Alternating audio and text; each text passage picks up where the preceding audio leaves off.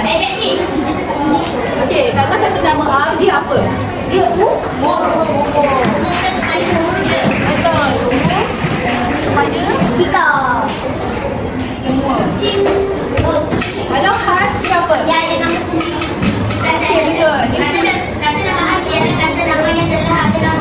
Betul, dia ada nama yang khusus.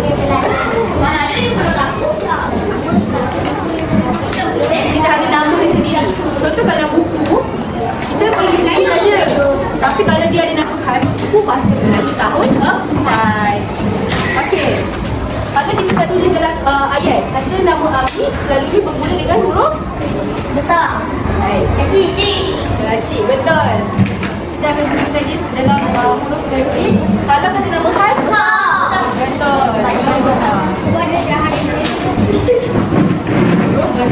Tak kisahlah dia berada dekat awal ke, dekat hujung ke, dekat akhir ke, mesti huruf besar.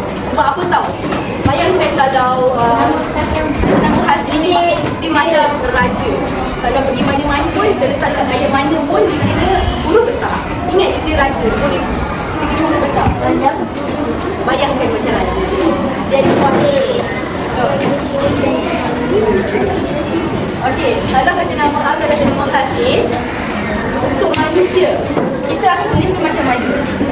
Yang besar tapi yang kecil. Kecil kan? Contoh kata nama A bagi manusia apa? Manusia kan tak? Manusia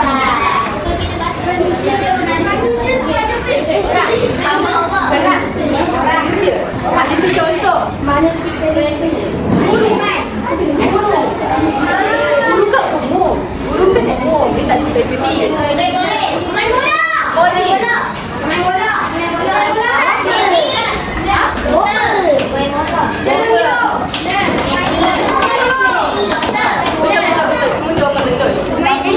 Tapi kalau manusia untuk kata nama khas, dia ada nama. Dia ada gelaran dia.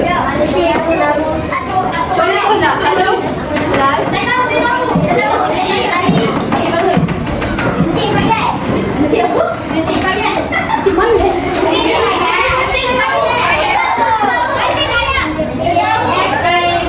Itulah nama dia Encik Adam.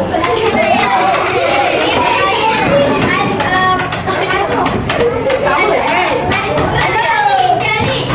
Kalau cikgu tu ada nama, dia akan panggil sebagai Cikgu Munira. Munira ke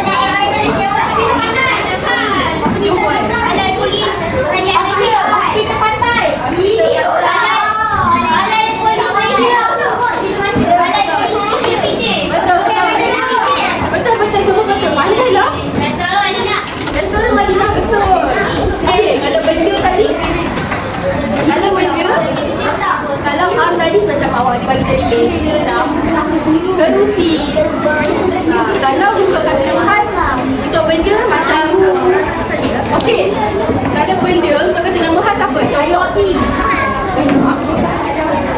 Batu arang. Kalau benda Batu arang. dia bukan contoh Kalau kau kata nama khas untuk benda, contohnya mana ada? Mana ada?